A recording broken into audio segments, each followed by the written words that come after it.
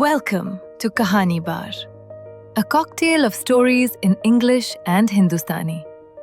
I am Malika, and today's story is The Laltenwala of Old Delhi by Neerja K. They say that Old Delhi changes after midnight.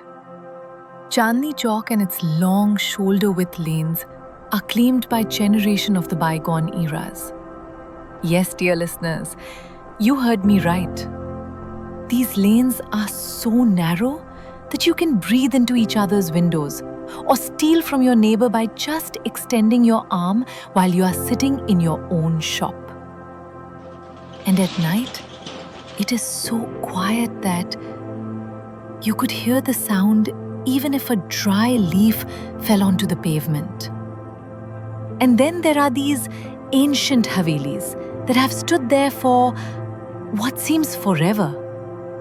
They have a history of their own, and a nightlife no one wants to be a part of. We will come to the Havelis some other time. For now, let's come back to Chandni Chowk and its gullies. Lanes, I mean. These are better avoided at night. As the night advances, chatter of Chandni Chowk dies. Rickshaw bells fall silent, and the air grows thick, almost alive. In winter, the quiet of the night is thicker than the fog itself. Masale Wali Gully is no place to visit at night, they say. In that strange quiet, there is one sound that does not belong to the world of the living. Tap tap, clack clack, and the thump, like a watchman's bamboo stick. This is followed by a clink, clink, clink, the sharp metallic tap of a brass lantern being adjusted. Then comes the sound as if somebody was striking a matchstick. Was it true or just a story? Wondered Farhan, my cousin whose family had just shifted from Ajmer and had bought a house on the other side of our lane. He was 17 years old, and I, 20. This was our first reunion, ever since we both were toddlers. Locals say, I continued with my narrative just to warn him and not scare him. The fog is not dangerous.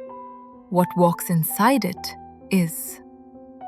I had heard these stories from my childhood and were deeply embedded in my whole being. We were not scared, but we respected the orders of our elders. We lived near Masale Wali Gully and Farhan on the other side. I wanted Farhan to be safe, so I continued. Andheri Gully is a narrow slit between two 18th century houses near Kucha Patiram. During the day, it is unremarkable. Just a shortcut between the two areas lined with locked storage rooms and peeling walls.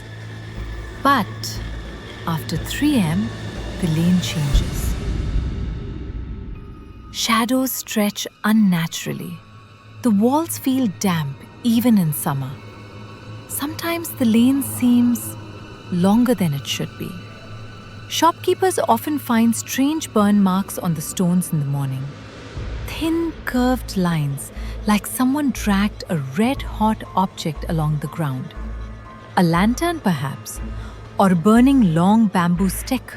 Farhan laughed and said, You can't be serious. If you were trying to scare me, let me tell you that you have failed. I can walk through the graveyards all alone in the middle of the night with no change in my heartbeat. This is a living mohalla, bhai. He laughed again, a bit louder this time. Let me finish the story and then you can decide. But let me warn you that if it gets too late, you should not take the shortcut through Andheri Gully, or you leave now. You see, it was already midnight and thick winter fog was already claiming the quagmire of lanes of Old Delhi. He promised, but I had no idea at that time that he had no intentions to keep the promise. So I continued with my story. In 1911, exactly a century ago, A night watchman named Shafiq Ali patrolled the stretch of Andheri Gully and Masale Wali Gully with a large brass lantern. A sturdy thing with red, green and gold motifs engraved on its body. He even had his name etched on it. He conducted his duty with honesty and integrity. He was at his post every day, come what may. He knew every family, every child, every door and window that creaked. One freezing night, a fire erupted in a spice merchant's home. The air filled with the overpowering scent of burnt cinnamon and cloves. People screamed from inside, trapped behind collapsing beams. Shafiq rushed in without hesitation. He ran back out, carrying a toddler. He returned and brought out 2 sisters. He went in again for the grandmother, and then the mother of the kids. Each time he emerged, his uniform was more charred, his skin more blistered. He went back into the leaping flames and down to the basement, where the owner was checking his stocks when the fire broke in the ground floor kitchen. He ran down the steps, never to return. The roof finally collapsed. It swallowed Shafiq and the owner of the house. Only his lantern was found upright, flame still burning, untouched by the inferno. Some say the flame never went out. By the evening of the next day, after the fateful night, the fire was brought under control, but the smoke from the debris continued for endless days. The stench of the burnt masalas, wood, garments, blankets, and human flesh was hanging in the air. The lantern that had stood there upright and burning was gone. People thought somebody must have stolen it. How insensitive. The brave watchman Shafiq Ali lived alone, so the residents searched for him or his body through the debris, but he was never found. They believed that he must have got buried in the basement. However, they did find the charred body of the owner at the mouth of the steps, but the fallen debris had sealed the narrow stairway. It seemed forever. But who took his lantern away was the question that was in everybody's mind. It was never to be found. You see, the brave, honest watchman never left the Andheri Gully. He stayed back. He claimed his lantern and his job, and they say he still watches the lane during the night. Farhan laughed loudly. Ghosts? In Delhi? Please. Farhan was bold and dismissive of local superstitions. He made fun of me and got up to leave. I warned him again. See you tomorrow. Make sure you don't take the shortcut through the Andheri Gully, no matter how tempting it seems. Better spend extra 15 minutes walking and be safe. He said he would keep his promise, but the smile on his face somehow told another story. I had a strong hunch that he would not keep the promise. That night, Farhan stepped out into the lane around 3:11 a.m. I stood by the window watching him. To my horror, he yelled into the night.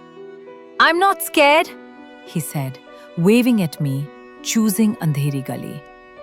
Here is the story he had to tell the following morning when we met. The world outside was silent. Even the street dogs weren't barking. Halfway into the lane, my phone battery died. The first sign. Darkness swallowed me. Fog was dense like black clouds. Then came the smell. Strange. Burning masalas, not appetizing. Thick and sharp. Burnt spices. Cinnamon. Black pepper. Cloves. Overlaid with acrid smoke. I coughed. My eyes started to water. Your voice echoed in my mind. People smell burning masalas before he appears. I shook it off. Ego is the man's worst enemy, I realized. That's when I heard it. Clink. Clink. Clink. slow, deliberate, metallic. Not echoing, approaching. The fog behind me shifted as if something was pushing through it. A faint orange glow began to bleed into the mist. My legs refused to move. A lantern emerged. Old brass, its glass blackened by decades of soot. The flame inside flickered violently, though no wind blew. The lantern floated slowly towards me. But what made my blood turn to ice was not the lantern.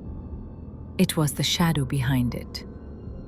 A tall, skeletal silhouette, barely visible, smoke rising off it like steam from wet coal. The lantern swung in a rhythmic arc, but there was no hand holding it. The lantern stopped inches from my chest, hanging mid-air. I could see engraved on the metal, Shafiq ki roshni, Shafiq's light. A voice, dry, cracked like burning paper, whispered, "Piche mat dekhna." I trembled, and yet I turned my head anyway. The shadow was now right behind him. A charred hand formed slowly, fingers glowing faintly red at the edges, like embers. The hand reached for my shoulder. The moment the hand brushed my skin, I felt heat. Intense, searing heat, but without pain. As if the fire was inside my bones, not on my skin. I tried to scream, but no sound came. The whisper continued, inches from my right ear. "Raat abhi khatam nahi hui."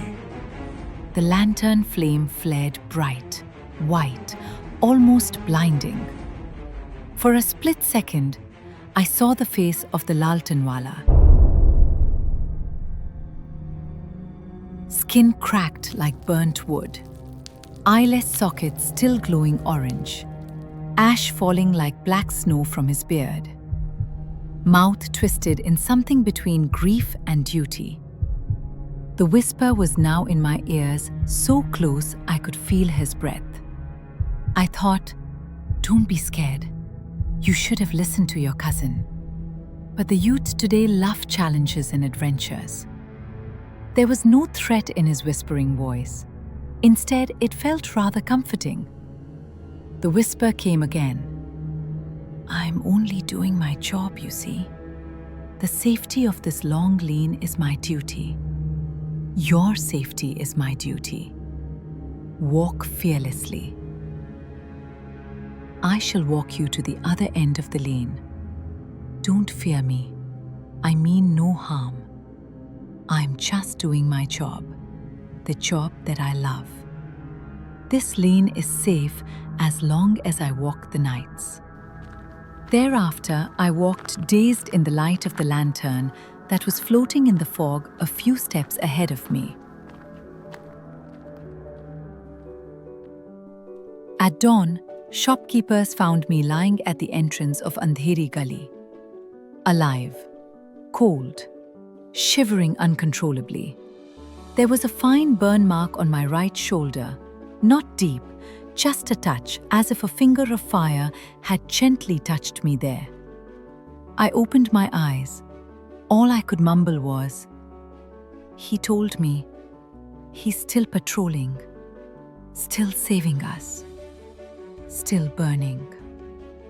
That was Farhan's story. Do you believe him? I believe every word of his story. But the scariest part? He smelled of burnt spices for 3 days. And whenever he closed his eyes, he hears clink, clink, clink. We in our neighborhood believe that Shafiq never became a ghost out of anger. He became one out of duty. He walks the lanes to protect us from unseen dangers, fires, thieves, evil spirits. But his presence burns whatever it touches. He cannot help his nature. So when people hear the lanterns clink after 3 a.m., they follow a simple rule. Move aside. Do not speak.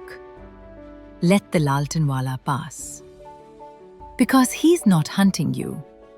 He's just doing his job. The job that killed him. The job he never stopped doing. This is Malika signing off. Keep listening to stories on Kahani Bar. If you enjoy our narrations, please follow, share, and leave a review. It helps us bring more stories to life. Until next time, stay curious, stay kind, and keep listening. Take care.